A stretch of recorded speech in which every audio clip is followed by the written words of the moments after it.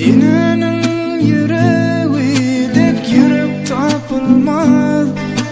İnenin yüreği güllü naziktir.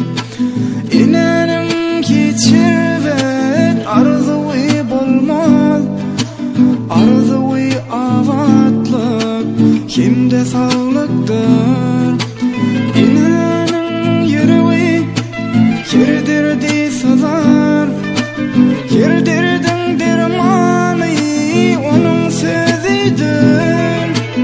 İnenin gül yüzü kahrını yazar.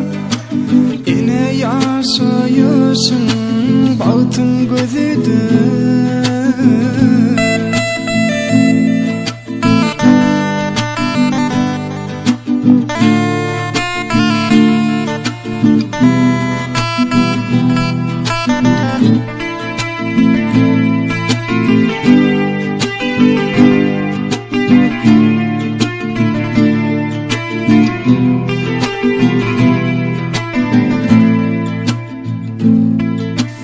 İnenin yüreği derya tekkindir. İnenin yüreğine bir dünya sığar. İnenin sevgisi denizden çoğdur.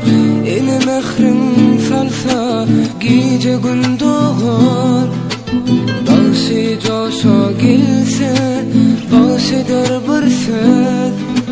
Şahir coşa gelse dere desan. İne yüreği de yürek tapılmaz.